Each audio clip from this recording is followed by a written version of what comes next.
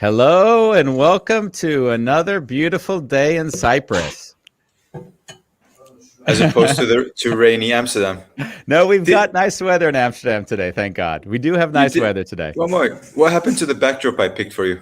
You didn't it didn't change, so I had a heart behind me and I didn't see anything different. So I couldn't do that for you. Oh, interesting. Well, You, I tried to pick one, but I couldn't see it. I don't know what you put there for me. Did you put a nice gem there for me? What did it look like? Because I don't see anything right now. It said emancipated. It said emancipated. Oh, I'm looking in my virtual backgrounds and I don't see it there. So I think it's a case of refreshing. But yeah, I need to refresh. But we're live, so we can't refresh anymore. Do you know we're live? Yes, Andy, I know I'm live. Do you want to introduce the show? Yes, I'd love to. We are today with Christopher Ancona. I hope I'm pronouncing their name properly. Christopher is someone who came to us from Lorianne Rising. And Lorianne Rising we've had on the show, and we loved that show. And the sound engineer thanked us for bringing Lorianne Rising on. He said to me, I love people that can dance with you, is what he said to me when he listened to that show. And I spoke to Christopher, and we spoke for about 10 minutes. And all of a sudden, we said, Andy, we have the exact same life. Why would you want me on a show, is what he said to me. So we're going to discuss how he had a life that was quite unique. He was emancipated at 12 years old.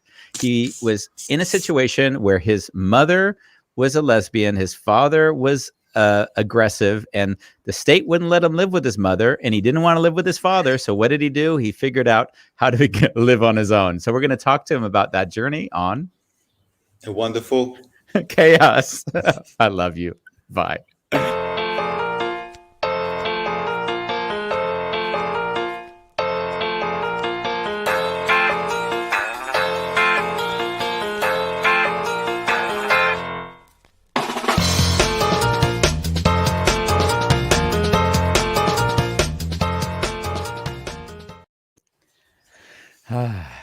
So I think you need some love time before we get into anything. Like, what's going on with you now? What's going on? Well, as you know, I'm in Cyprus. Yeah. And one of the intentions of being here is actually kind of discovering who my father was. Yeah. And the way I'm doing that is I'm reuniting with family that I didn't even know existed, or I have vague memories, but so kind of linked with someone on Facebook. And today I just said, hey, listen, I've got some free time, I can pass by. And all of a sudden there's this reunion happening in this place. So I had about an hour to get back here, and I haven't digested that experience yet. These were I have a lot of tissues in my bag from all the crying. Wow. Because what I told them was, like, I was crying, and I think some of them were worried that I was a bit emotional. I said, I'm not crying from sadness. I'm crying because there's so much love in this room that I can't place it.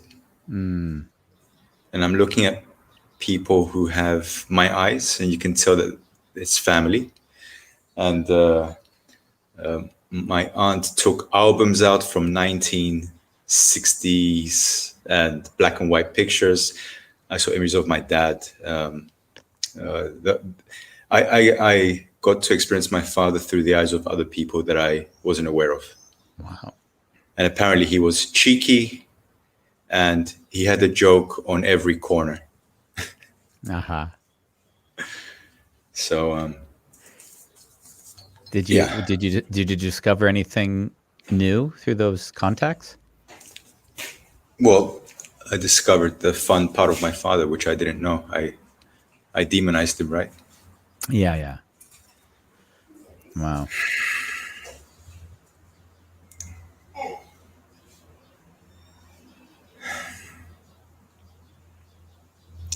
And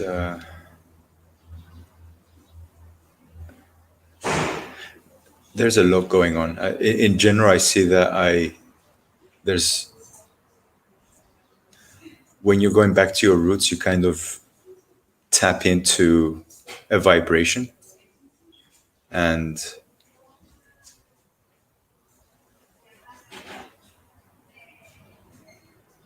because first I don't want to talk about it on air, but I just got reconnected with old patterns, and I didn't get involved in it in my old way of being, but I stayed present with it, held space for it. But there was a difference. I would normally shut down to not allow the pain of the other person in me, and this time I let the pain in without allowing the story to define me. Yeah. And all I could say is,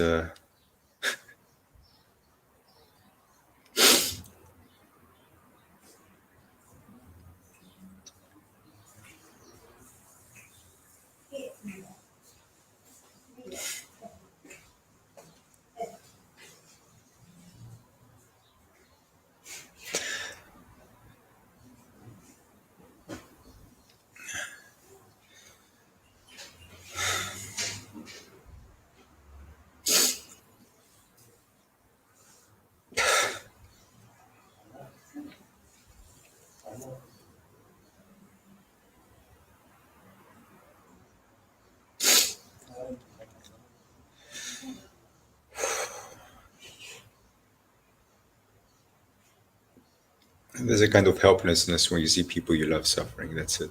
Yeah. And there's nothing I can do for them. Yeah. Because there's no question. There's a holding on to stories, and so it's beautiful. So today I saw a lot of comments about my mother, like your mother is this, your mother is that, but I realized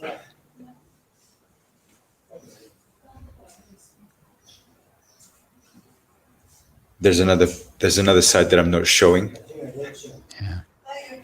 And I see that I create those moments, but if I don't, there's another side which creeps up, and I'm not enabling that behavior right now with her. Yeah. Beautiful. Thanks. Thank you. It feels like I'm using the show to talk. It's almost like, let's just bring Chris right on right now, and let's let him join this discussion. It's funny. I think it is great to bring Chris on because I see that he would have no issue jumping in effortlessly into this. You mean like that? Yeah, exactly. Yeah. You were probably Man. sitting on the sidelines wanting to say stuff, I imagine. Oh my God. Well, the first thing I was just thinking to myself in a certain way, I'm so happy for you to be able to explore that. That's phenomenal. And I was crying with you backstage. I'm almost ready to cry now.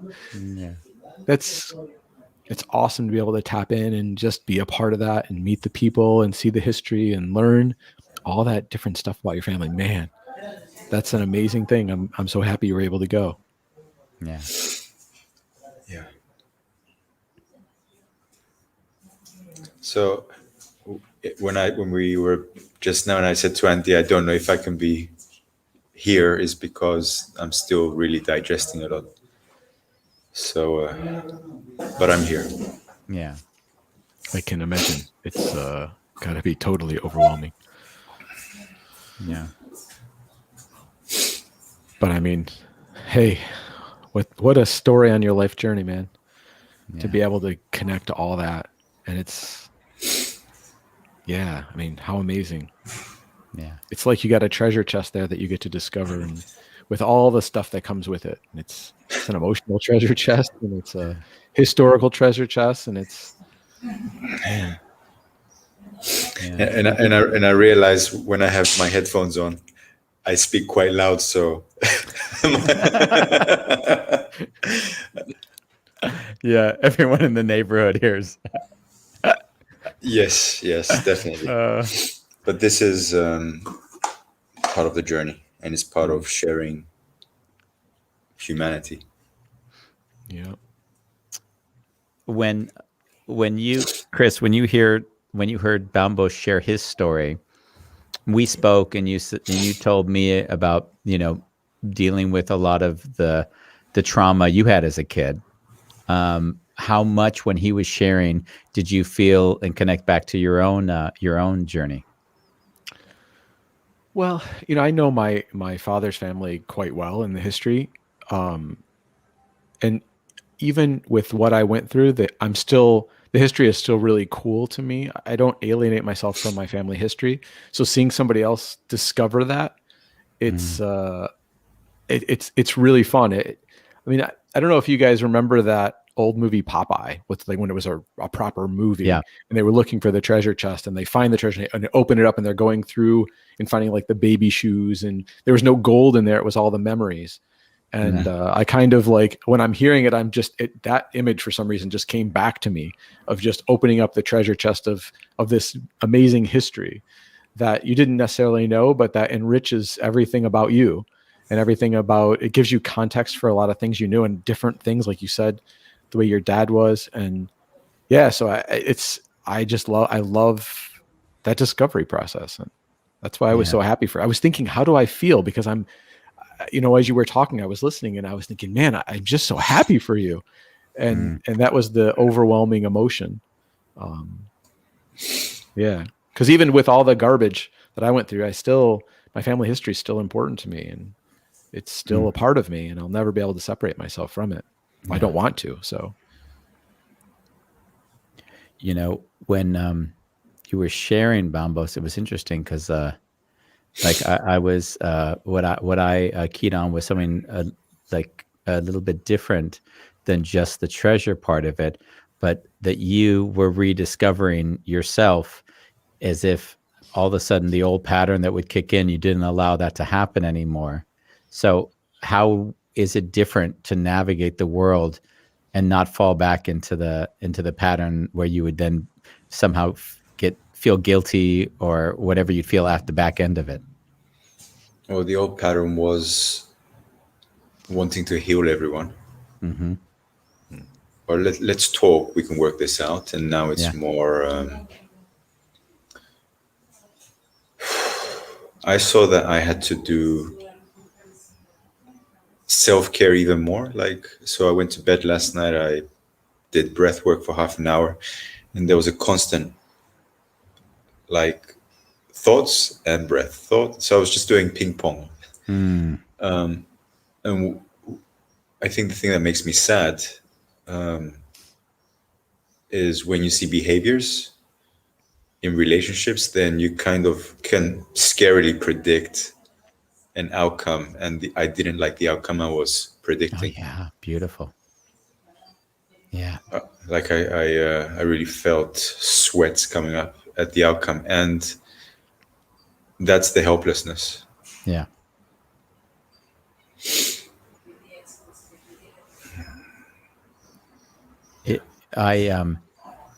This is an interesting thing.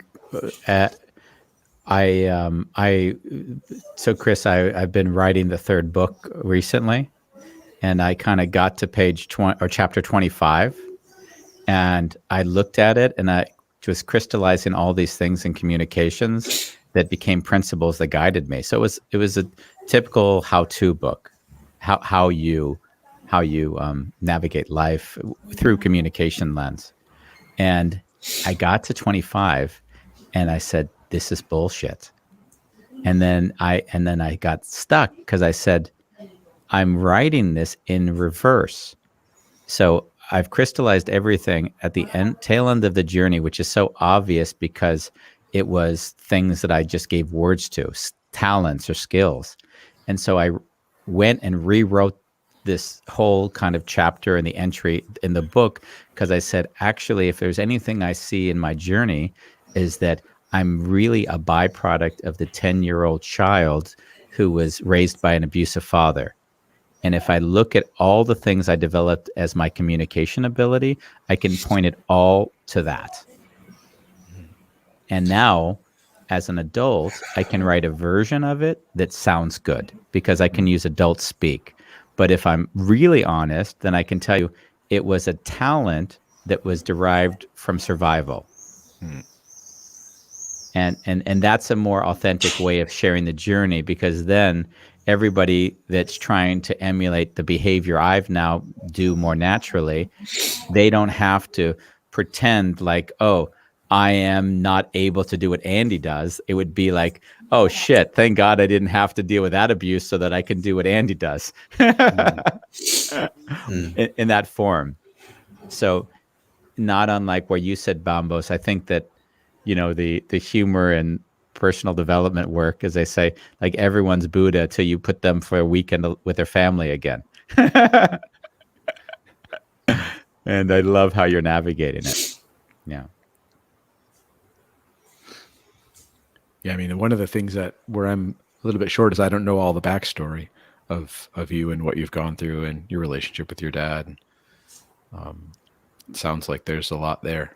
Bambos' dad was highly abusive. That's what I can say. At least that's been the narrative till now. I don't know if it's changed with your experience recently.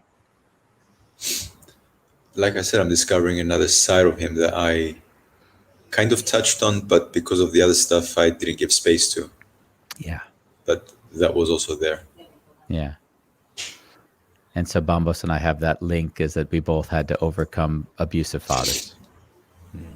And we had the loving mother who, we always sort of would be more connected to, but they would be, they chose to go out with an abusive man. So we're also dealing with trying to protect our mothers. Right. Yeah. Oh, I don't have that scenario. At least I had that. I don't know about. Yeah, exactly. That's me. But what I'd love to go to, Chris, your story for a moment. At 12 years old, I discussed that at that time in the U.S., your mom coming out as a lesbian meant that she couldn't raise you. Yeah, I mean, it's a bit unclear. It meant that. I mean, that definitely was at the time just not okay. It was just that being a lesbian and being a single mother just was not okay. At the same point, my mom actually did kind of go to court and say that children interfere with her new lifestyle. And so it's difficult for me to separate which part of that is what is the truth there? Like how much of that was there was societal pressure and how much of that was her own choice? I guess there's probably some blend, because even after later on when I moved with my grandparents, she came to visit sometimes. And my grandma told me that my grandfather had to force her to come to visit us. Mm-hmm. So I guess there's some truth in the fact that she didn't want us, that we were in interference. Yeah. But I just, the mix is difficult to say. No. I never felt that my mother didn't love me. But she wasn't there most of my childhood after that either. So, yeah. So that makes it the story a little bit more complicated. But for sure, I didn't grow up with my mom really as a significant influence. When I heard you say possibly my mom didn't want us because your grandfather had to force her, what came up for me was another possibility. And that was coming to see you was difficult because she would have to remember her not being a mother. I mean, sure. I mean, one of the things that's really, let's say, tough on my mom's family, my mom doesn't talk about that stuff. She seems perfect. My mom seems like a very healthy adult. She's very happy with her life. She doesn't show that she's not. And she just doesn't talk about that stuff. It's not important to her. And I know during that time, I mean, I remember when my mom had to have her first HIV test, which was a super scary time back then. You're talking 1980s. And, HIV was this new thing and it was going around in the homosexual community very strongly. And she told us, I have to go take this test. And it was a really tense time for the whole family during that. And we didn't really know as a kids, we didn't know what it was. We just knew that it was scary. But yeah, I mean, there was a tension during that period. So her decisions, I can never get in my mom's head really, as far as that stuff goes. But I'm sure she went through all of her own difficulty through all of that. I mean, it's the same with my dad. I think my dad went through a lot of difficulty as well with all his stuff. It's just, they were dealing with their own lives and us kids were having to be independent from that because I think neither one of them were set to be parents. They had their own stuff. How was it for you at 12 to sort of say, hey, listen, I can't be with mom and I don't want to be with dad? Like, where did you have the presence of mind to say, I want to be emancipated? Well, it was a bit easy in a certain sense because my parents were married very young, and my dad was a workaholic, so he pretty much always worked through my youth. I don't have a lot of memories with my dad, anyways. And my mom was going to school to be a nurse, so she wasn't around a lot. So I spent a lot of time with my grandparents who lived right across the street. So I'd already grown up with them, and I'd already been there. And so when my grandparents actually moved to far away to retire, now my parents were stuck with us kids. And that's where the difficulty actually started, was after my grandparents had moved away. So when things went really bad, the first place I went to was my grandparents, but then the courts took me away. So there was a ping pong match, as in a lot of divorces. And eventually when I was able to get my own attorney and get emancipated, which was a very difficult time for me with the abuse, where I was going to go was obvious. So that was a little bit lucky in my sense, in my case. Yeah. I mean, it blows me away to think that you were that young. How do you even get a lawyer? Like, how does that happen? Yeah. So, I mean, I would still go for visitation, and the abuse was bad enough that you could take pictures of the bruises and the things. So,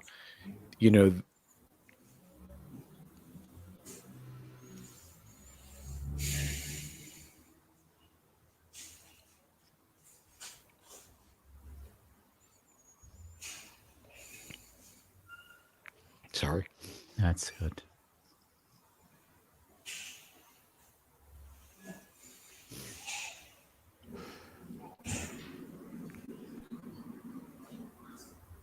I mean, the fact is people care. Yeah. And when you see that stuff, people have to step in, and they did. Wow. So at 12, it's actually called a guardian ad litem, and it's a court appointed attorney. Yeah. And I just gave him my journals and the pictures and things, and the court appointed attorney took it from there. Wow. I always say that my life began when my mother was killed by the drunk driver when I was 18. Like, that was the moment where all my innocence was gone. And would you say that was the moment when your innocence was gone, or would it have been even sooner than that? It's hard to say. I don't think I ever had like an awakening, because it was progressive. I mean, the night when my parents got divorced, I mean, there wasn't a night, but the night that my dad and my mom got in the big fight, fight, that was like a rude awakening. And that was like, I mean, that was a very brutal evening or night. And I'll never forget that. So that's when obviously something was wrong. Yeah. But so much of my teenage years after I went away were finding a way to survive and come up with a way to live, that I don't think I ever had a moment to reflect until later. Like, it was just like everything about my teen years was making sure that could never happen again, getting stronger, getting smarter, doing everything I could. So I don't know that maybe that night maybe the night that my parents did have the final fight, maybe that was the night, because that was a rough night. And I was not touched at all during that night. I was not a part of anything during there, except for my father's family breaking in the door and physically removing us kids from the house. But my parents' fight was the one that was tough. Yeah. So yeah, I would say, yeah, I don't know. Maybe that was it. No. If I hear you, from that moment in time, you were then living, I guess, progressively with your grandparents. Yeah. Yeah. I mean, I remember, so after the court came through with the decision, that was a very bad day as well. Mhm. I'll never, that's probably the worst day of my life. Wow. Even if I, at that point, gotten away, I hadn't gotten away yet because somebody still had to, like, I still had to get to the other place. And I think that was probably the worst beating of my life. And my father still had visitation, that legal visitation by the court order. And I refused to go. And I spent the whole first weekend where I refused underneath the bed. And my grandma would bring me food.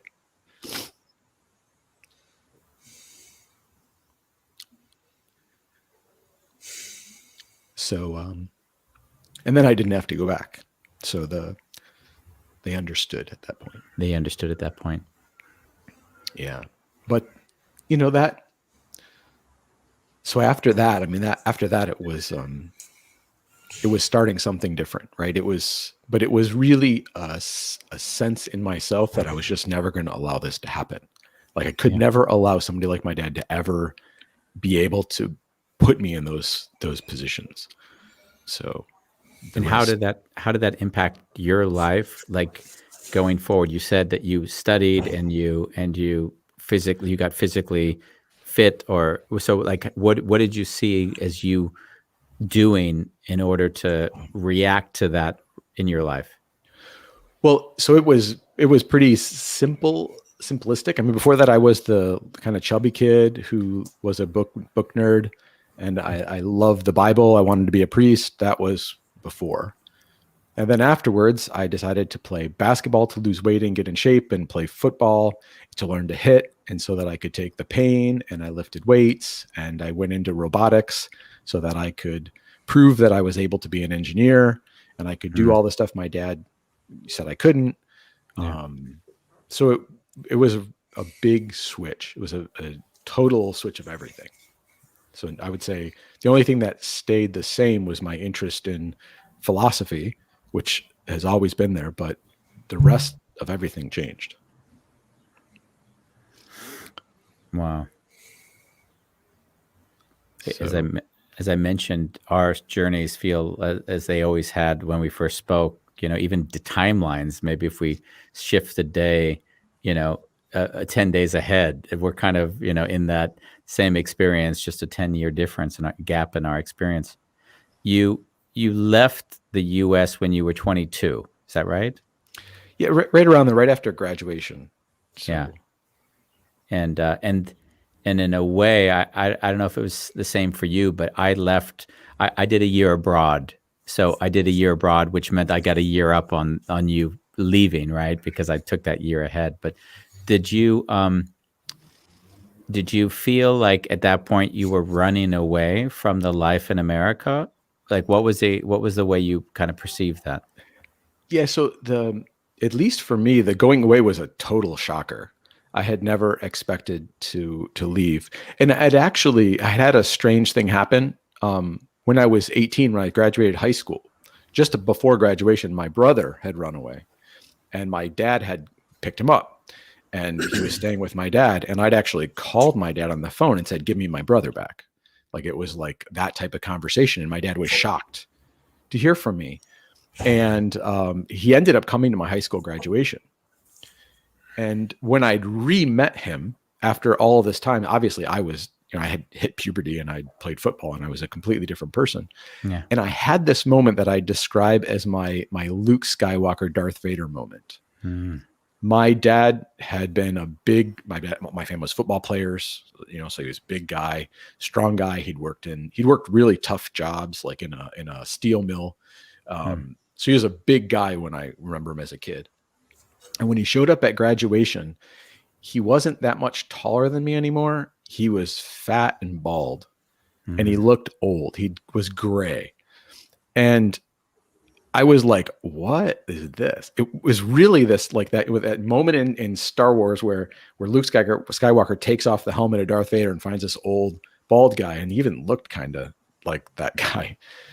So my relationship had started to change with my dad at that point.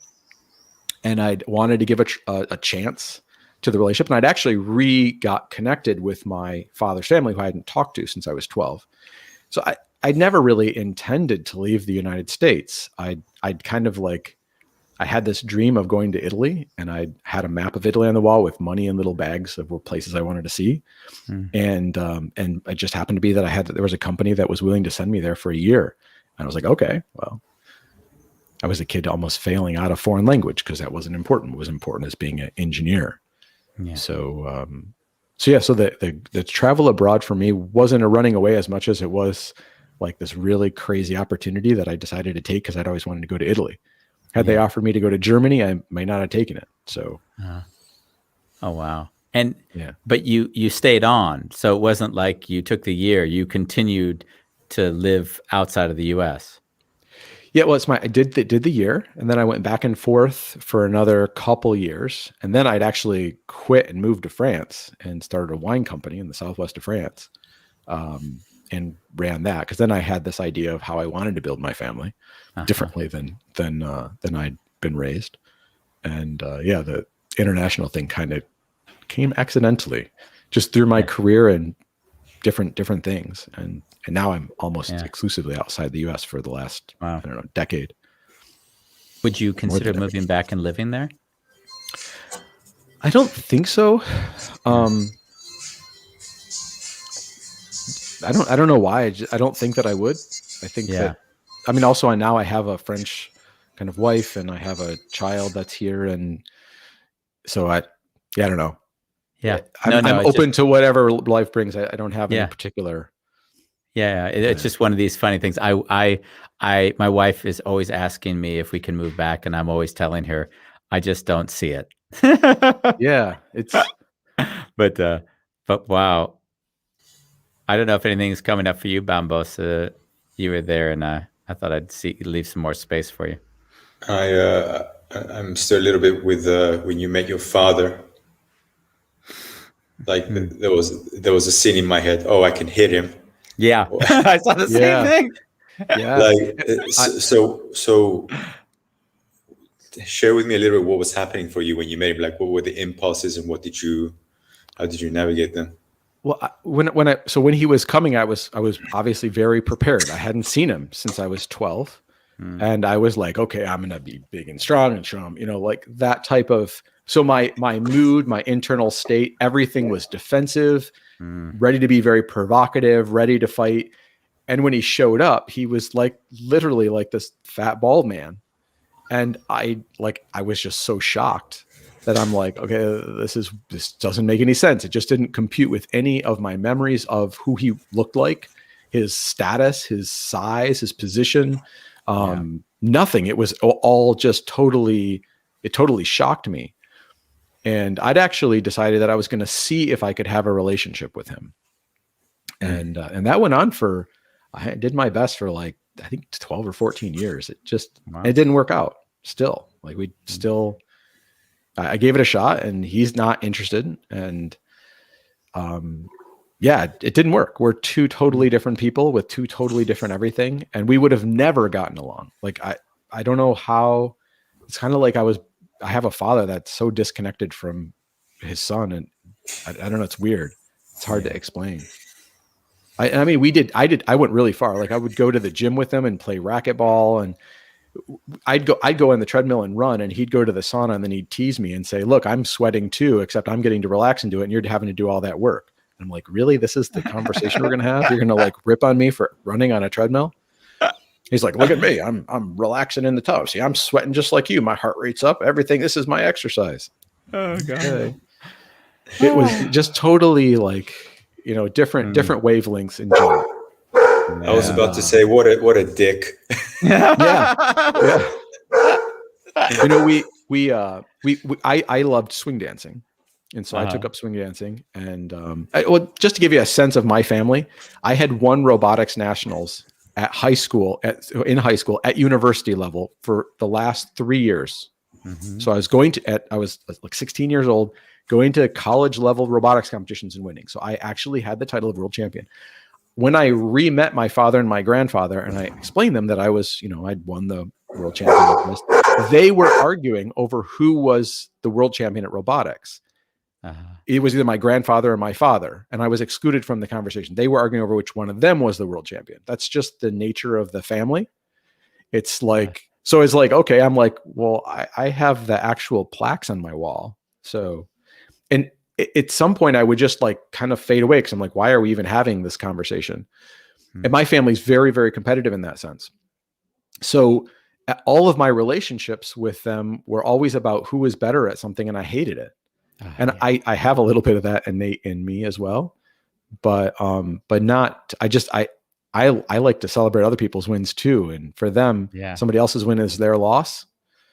And I was really thankful because I had Boy Scout leaders who were different types of men that gave me a different way of looking at the things. And so I had some good role models, let's say, when I was away. And that was really helpful. That was probably the thing that saved me, was being able to see that the way that my father was and the way that the men were in my family was not the only way that men are, and not the only way you have to be. Yeah. And that was a big thing. Wow. Big luck. Yeah. And now you're also a father. And now I'm also a father. How does, like, projection, just owning it. To what degree are you your father in your relationship in your family context?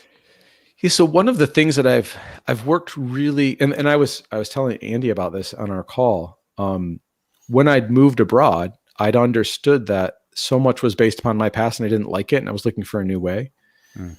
And one of the challenges was, how can I create myself disconnected from that as much as possible, and make where I want to go a creation, and walk into that not knowing what's going to be there. Because I don't, like with my son, I just want to create a different relationship. I don't know how it's going to turn out, but this is what I'm going to do. And it's a creation out of, I don't want to say nothing because that's not true, but it's more of a creation in a direction that isn't just a ball rolling down a hill of my past. And that's kind of how I'm building my relationship with my son. So my son does some stuff like my dad. I mean, he, at night before going to bed, he walks around on the bed like he's king of the bed, and rah, rah, and he's doing all this stuff. And I just chuckle at him. You know, I don't know, but he could be almost my father in some of his activities, but he's a toddler, so they act that way. And I just chuckle. So yeah, I don't know. I don't know how much I am of my father. I intentionally don't really look, I guess. Maybe that's the right way to express it, is I kind of hoping I can create something that is whatever it's going to be. And of course I'm creating it out of love and, you know, out of inspiration and those things, but how it's going to, and also, you know, one of the crazy things about living abroad is I don't have access to the same cultural latches that other people have. So if I was back in Michigan, there'd be very specific cultural latches that would just be there. Like everybody fixes their car because everybody has a garage. And so you automatically go on a mechanical path with your children because that's what everybody does. And here it doesn't work that way at all. That link isn't there. So that probably makes a big difference in just the traditions that I can't accidentally fall into.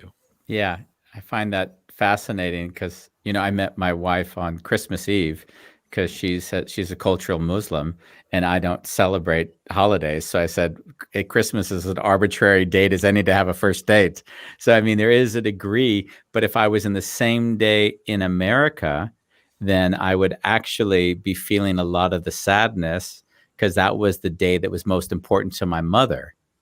So I remember like the pain of the loss of her was greatest on Christmas Eve because I knew how much that holiday meant to her. And therefore the loss was that much greater on the day.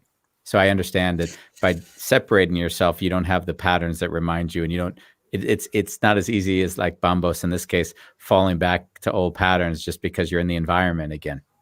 Right. Yeah. And I mean, do you find that, Bambos, that when you're there, that you fall back into, that you see the patterns and they bring up something for you emotionally? I'm sorry.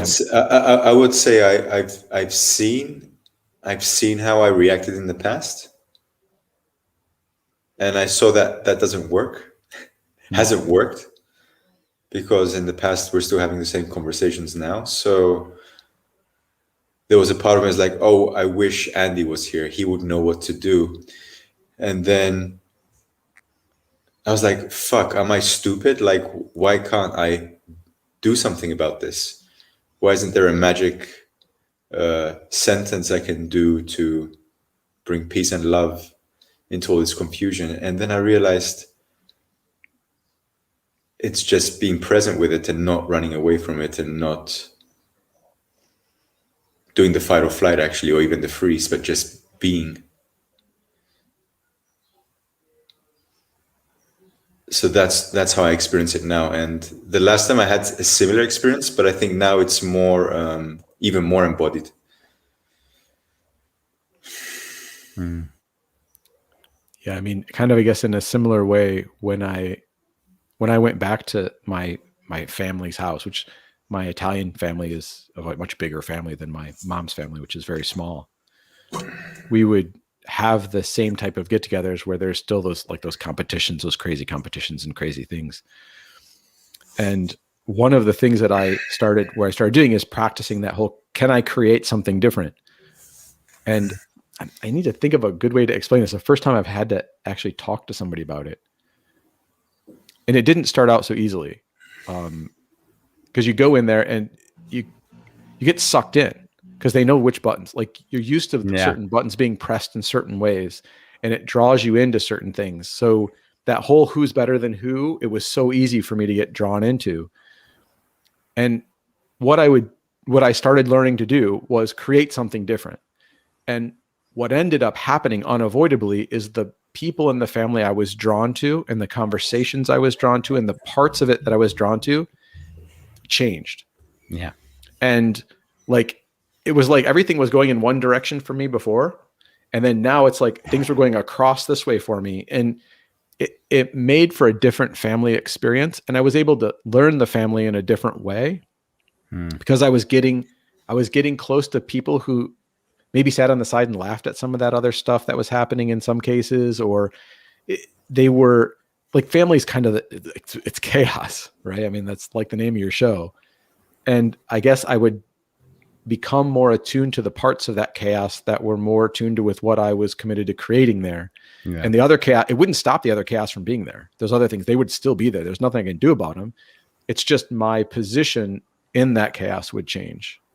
Yeah. And it led to I learned more about the rest of my family for the first time, honestly. That was probably the outcome.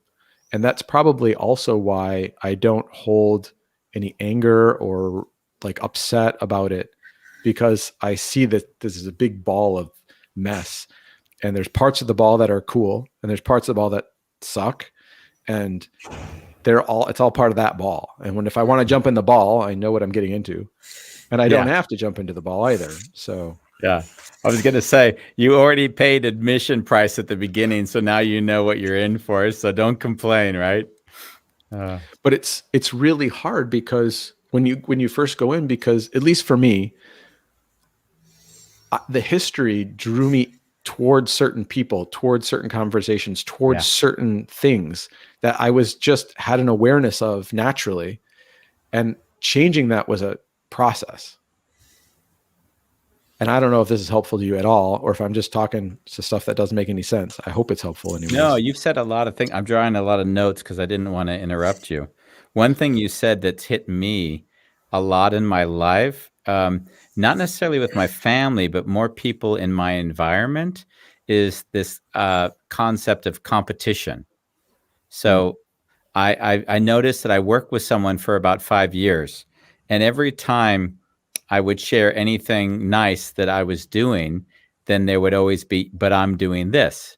And then I'd always think to myself, yeah, that's great. But is there any reason why it isn't just great that we had that thing? So there was always this upping, and it was funny because I was always like, and I would celebrate this other individual. Like, I was always happy because, hey, it's great to see people doing well, and I love it. And even people that are struggling, like the people I love most are the ones that are struggling year after year after year and going nowhere, because like I have deep admiration for the effort. Like you're living, where other people have given up, you're just, that is life. So I actually saw that at some point there was the wife of this individual said, "You two are competing with each other all the time."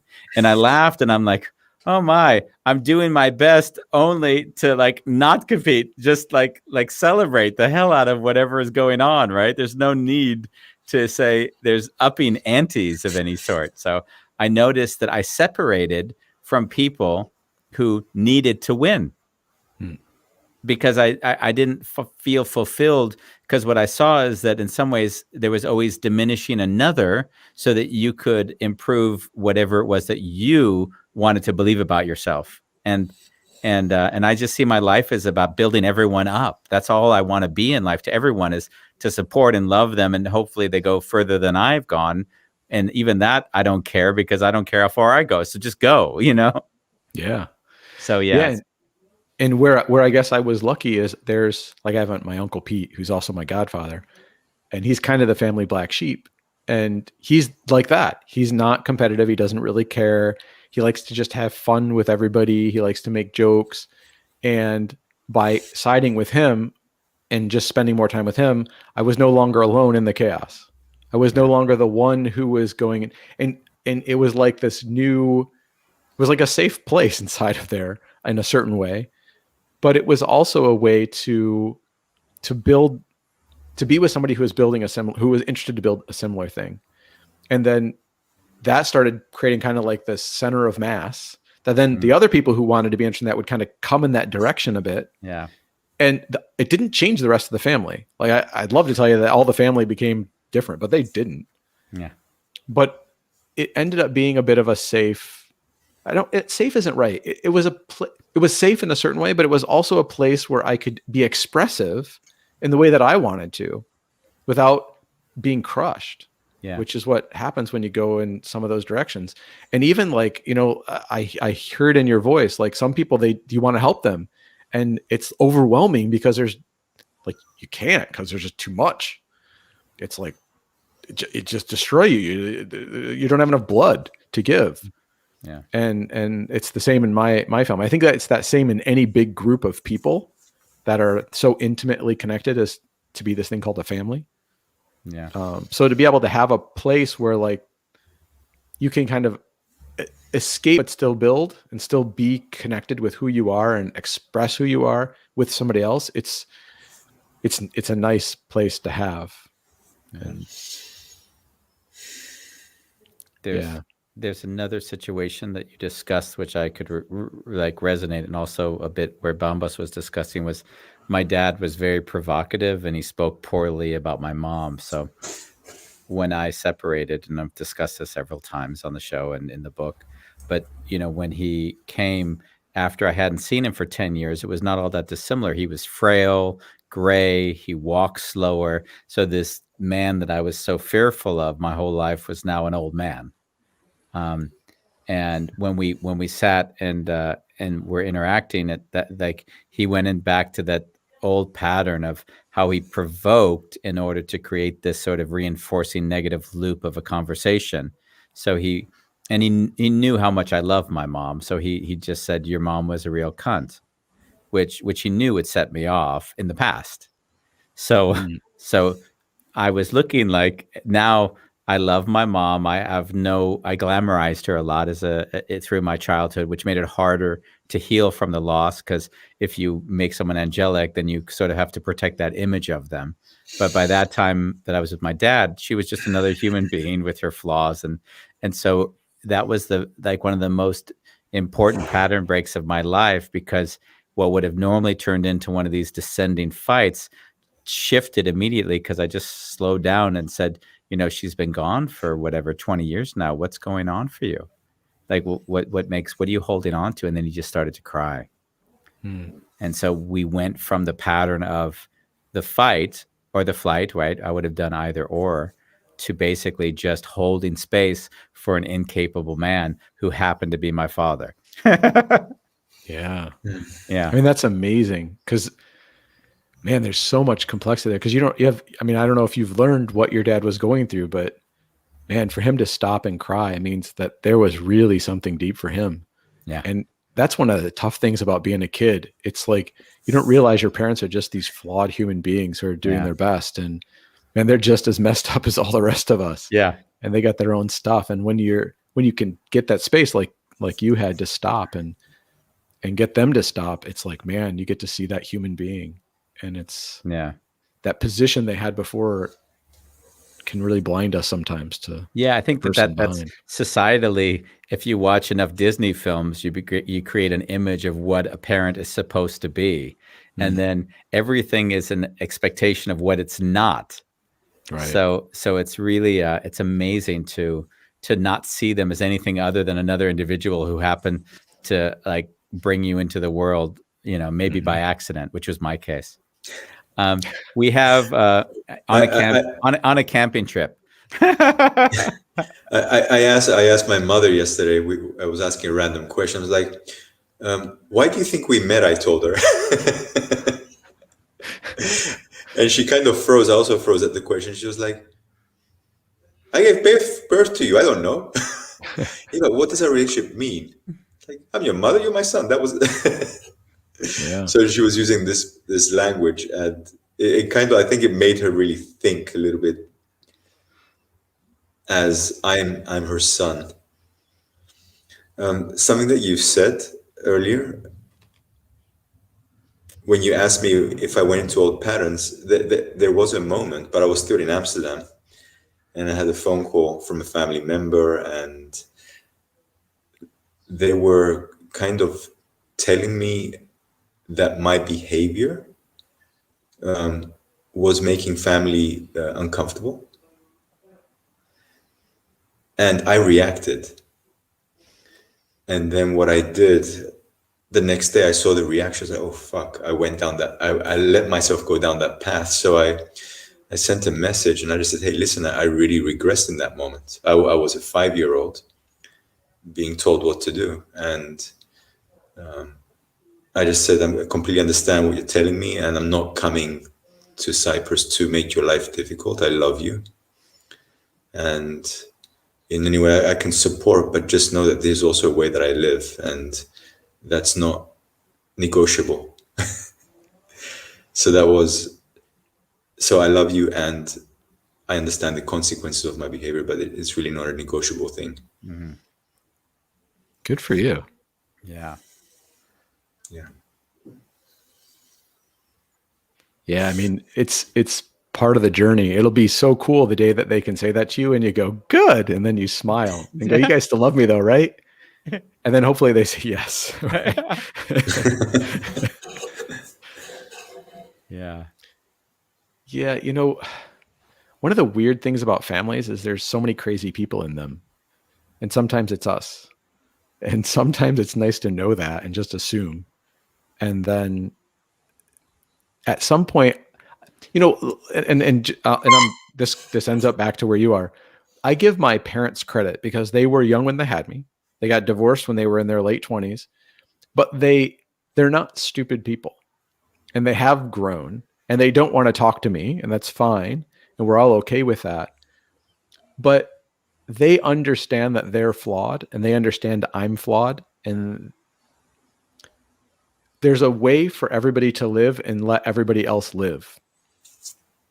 And even if I call up my family, they would talk with me, even if they don't like me, or whatever ideas they have about me. I mean, because they have ideas about me that I don't even know if they're correct. But help me understand. Like, I've been on the call with you now for 50 minutes, and there's nothing in you that I can see that like is repulsed me or got me like, oh, that would trigger me if I was somebody else. So what is it? It's easy. It's so easy. So my family are a good chunk of my family are very big Trump supporters. So like the ones that are police officers would think that, I don't support police officers, for example, which is totally not true. Or the fact that I'm not living in the US, if they look at it like I've abandoned them. And so I'm this person who abandons, or they really believe I ran away, and I don't didn't run away at all. Right. I'm enjoying my life the way that I want to create it. They've created a lot of stories about me, and I still keep in touch with some of them who don't have those stories, and they're happy with me, and that's fine. But I think the important thing is that to know that those people also recognize their own BS sometimes. Yeah. And it's like, but they don't all recognize it all at the same time. Yeah. So, it's like you have 50 family members, and like at any one time, 5 of them are recognizing that they're wrong, and maybe you're not so bad. And it's like this constant movement. And there's always a group of them that are somewhat angry with you about something that they've told them. So there's always a part of them that are like open to something else. And it's always shifting, just like that, what you were showing. Wow. So I guess with your family, it's the same. There's like, you can be the crazy one sometime and just say, okay, I'm the crazy one. And then they laugh. And there's a part of them that go, okay, good. He's aware. And they're happy. And there's another part of them that goes, you know what? He's not really so crazy because the way he thinks. And then it changes the next time the opposite groups are that way. Yeah. And it's just this, but you stay in touch, and they stay your family, and you stay connected somehow. And wow. Yeah, it's bizarre. It's a bizarre world. Yeah. I didn't expect that one, and it doesn't surprise me. Right. Yeah. Like, I remember when I left America for the first time, a friend of mine got really angry at me for the same reason. He said, Andy, you're betraying your friends by being away. And I was thinking, what's the rationale behind this? I'm living my life. I'm doing what I love. I still feel connected to you. I don't see me living in another country as betraying you. And they were so fixated on that idea that I was sort of like, how do you defend that? Like, what am I supposed to say? But amazing that that's something you've had to reconcile. It's mind blowing. Oh yeah. Well, my grandmother, my father's mother, she doesn't like to travel. She doesn't want to go anyplace, and it's for her, home is there where she is. And she's probably been outside of, a 15-mile radius of where she was born twice in her life. And that was already probably more than she wanted or she needed. So there's people like that, and that's okay. There's nothing wrong with that. No. But there's some people who are going to demonize people who do the opposite. Yeah. My grandma's never demonized me for that, but there's she's done it for other things. Well, my grandma on my dad's side, she's a typical, I shouldn't say typical. That's not right. She's an old style mother who her husband was the one that was in charge of the house. And I have a very interesting family story about how the history behind that part of the family, but they're a very traditional family. So she kept her mouth shut and just went on her way. And her and I still talk. I mean, she's slowly getting dementia, but her and I still talk, and we still chat, and she's happy to be there. Crazy your background, that's what you had to come from to see where you are right now, because you'd fit into any group I would be around. And I realized the groups you're describing are the ones I'd never have any association with, because I have the choice because they're not family. Right. For the most part. We have Mariam, who has been writing loads. She's been writing tons the whole show. And I would like to introduce, she also lost her father just 3 days ago. So we send you a lot of love. And her story was not all that dissimilar from this stuff we're discussing right now as well. So I'm sure she's listening, also feeling into a lot of things we're sharing. But she asked, later in life, was there a point where you felt you needed to face all the things within yourself? And how old were you when that was the case? Well, when I went to Italy and I started understanding that I was just a product of my history, I just didn't like that. And I decided to start creating it. I started to come up with something different.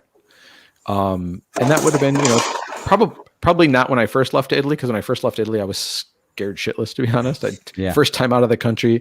But through that process, over that year, and then coming back to the US afterwards was a really rude awakening. And I'd understood that if I didn't want to just be the next obvious link in a chain. And I'd seen where that life had led everyone in my family, and I wanted to see if there was something else I could do. And I had to understand I had no idea what I was doing. Yeah. And my way of confronting it was an exploration and just to find out, because I didn't know.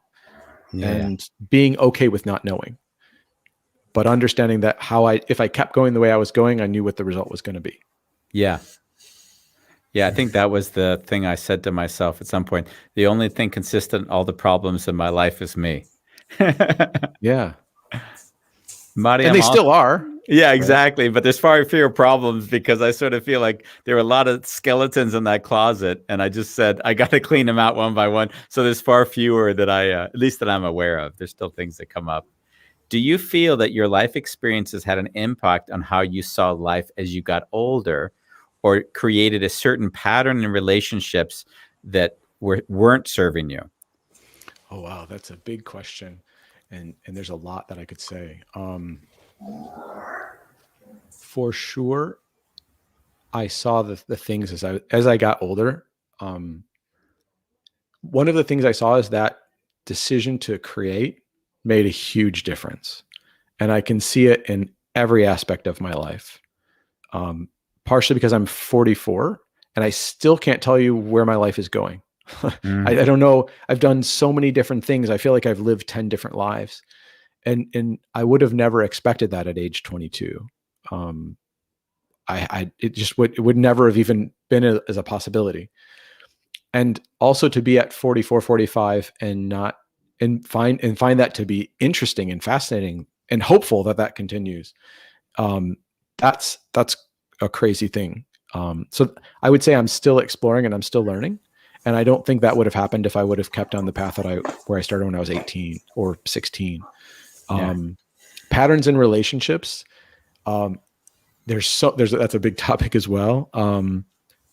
I would say, so I was married and divorced. I was married to a Polish girl and divorced, but a lot of reasons behind that. It's hard to say how much of that was related to me and how much of it was related to her, because she was Polish. We met in France when I run the wine company. We moved back to the US. She had a big cultural smack in the face because America, coming from, when I would go see her family, we had to wait in line at the border because the border was still closed. Yeah. And it was a different world. And coming to America was a really big cultural shock to her, much more than she'd realized. And I didn't realize how difficult it was. So I don't know how much that was based on my past and how much not. Yeah. I can say that a lot of my choices of picking women and a lot of the, I guess, flexibility I have with other people's opinions, because my father divorced my mother because she was a lesbian. And I still look back on that and I think that was a stupid decision, because say what you want, but that would have been an interesting life, because she didn't necessarily want to get a divorce. It was my father who had taken a very strong Catholic stance. And I think he could have missed out on something that could have been really interesting. And that relationship could have gone on. He could have learned a lot. And so I'm always, in my relationships, I'm looking for where I could be missing out on somebody else's idea that I would have never thought of. And because I'm also still I still have a little bit that father mentality of I have my ideas and I like to stick to them.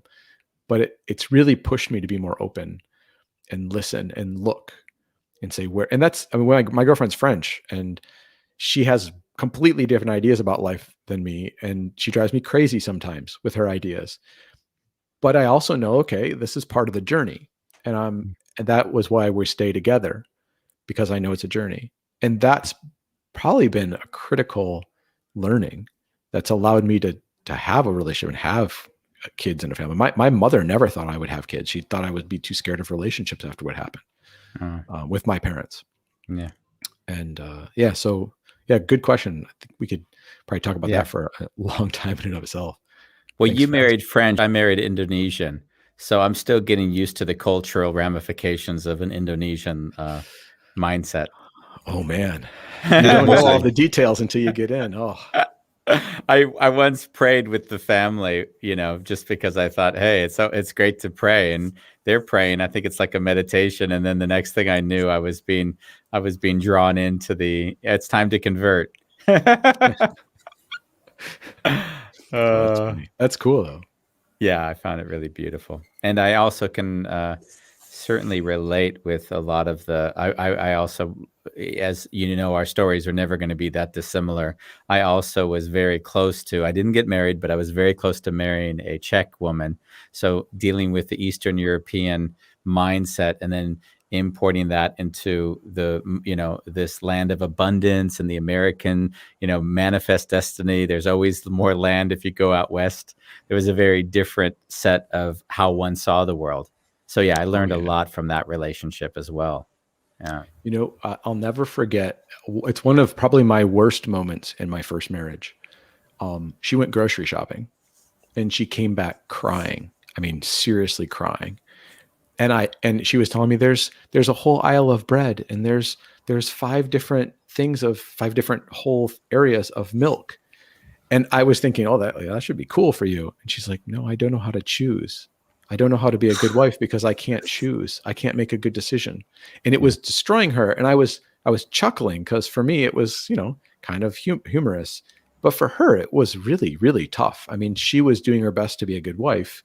And she didn't know how to do that in this culture. And I was kind of laughing at that. That was probably one of my saddest moments where I was really stupid in my first marriage. Stupid lot, but that was one that I'll never forget because the cultural paradigm just slapped me in the face. Yeah. I see that my wife is joining the conversation now, and Mariam and her are ganging up on me from what I can see, because Mariam doesn't like what I said about Ronnie and says, but Ronnie is Ronnie with a smiley face. You can't classify Ronnie. She's just love. And Ronnie replies to Mariam, you're getting back what you were radiating, dear Mariam. So now I see that I've got 2 people full of love with us today. Yes. Well, you're a lucky man. If really she is love. Yeah. I am very, very lucky. I can say that over and over and over again. We've gone over our hour. Is there anything we didn't ask you? You said you didn't think we were going to make you cry, and I think we did. You got me. So yeah, we got did. you. Twice, without asking anything. But what was crazy is when you were talking before the show, I was actually in tears. Oh, so I was like, oh, great. This is a great way to start out. Yeah. So yeah. I didn't expect Bambos to come in with a full bang. Hey, it was good. It was beautiful. Yeah. I think we have to find another reason to have you on the show, so we'll figure out another show title. I would love it. Yeah. It was. I love French wine. Yeah. No, it wouldn't be wine. It'd be something. We'd find something because you also have a whole area which we did not get into, which is what we discussed before, which was what you're doing today. Because you don't just talk about your family history; you actually have a real job. Yeah, that's true. That's true. Yeah. Can you just tell us a little bit about that so I can prime it for the next show we're going to do? Oh, well, so the job is actually challenging to talk about everything. I mean, let's say the interesting thing is that I did write a book that has nothing to do with my family, but it is about the process that I created for exploration in myself. And it was a long journey, practicing on myself, helping other people, and then also the research part of it, to really research and understand the depths of this as far as people go. And the book is called The Alignment Quotient, which is distinct from like IQ and EQ. It's kind of the ability to choose who you are and then stick with it, despite the situation and circumstances. So, or your own emotions or anything else. And so I created a course for it, and there's a book about it. And so that's one of the things that I do. Mariam has asked, could you repeat the name of it so she can look it up? Oh, yes. It's called The Alignment Quotient. The Alignment Quotient. I think that we can find a nice show idea around that we can certainly occupy another hour. Cool. Yeah. And that could be also a quite emotional one as well, because the journey is an interesting one. Yeah. Yeah. And I think everyone, comes at the angle of, there's wording that's used. I see the word source used a lot for when people are living their true self. And there's certain words and phrases. I think as people get older, they start to all find a certain place where they all gather, and we all use different terminology, but we're often pointing at the exact same place. Mm-hmm. I had just to share a bit. I had a call with Bambos's old girlfriend today, and she's still a bit young. We love her, but she was telling me about how she wanted to do a business idea, And then I said, is the idea coming from you or from the other person who's developing the idea? And can they own it as their vision, or is it what you want for them? And clearly it was her idea of what the vision could be for somebody else. And I'm like, it was really funny, this very strong no. I'm like, if it's for business, it's a no. Like, and I went into this sort of similar. If you're thinking that you can make a business for somebody else better than they can make it for themselves, then it's a no. If they come to you and say, help me make this business, then I'm in, because that's their initiative.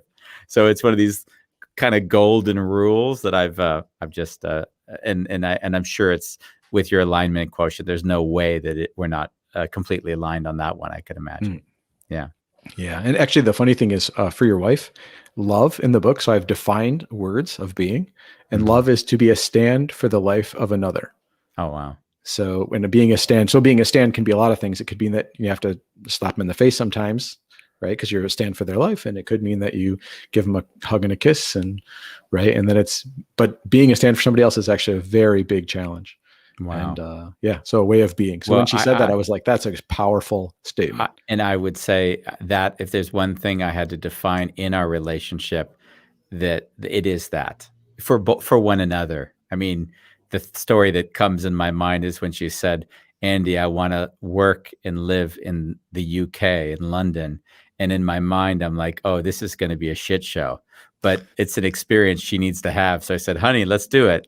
Just thinking to myself, what the hell is this going to mean for, and it ended up taking 6 to 9 months, and then we moved back.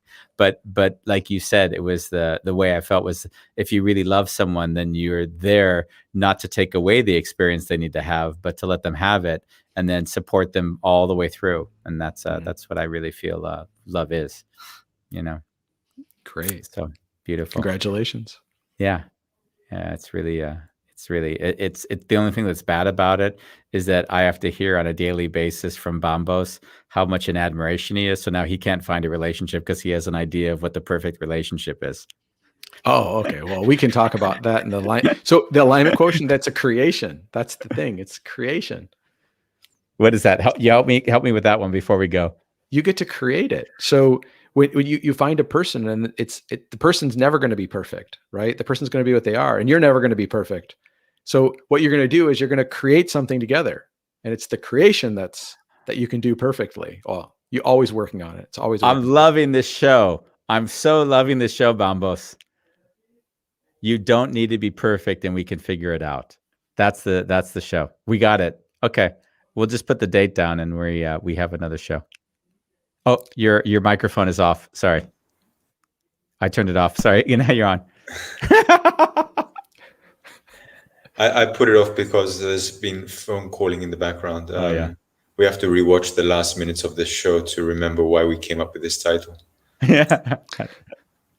We love you, Chris. And normally we go off talking, but I feel like we've already gone way over. So we can just say thank you for being with us. And thank you guys. And yeah, we have 3 more days today, and then 3 more shows coming up on what are we doing this on?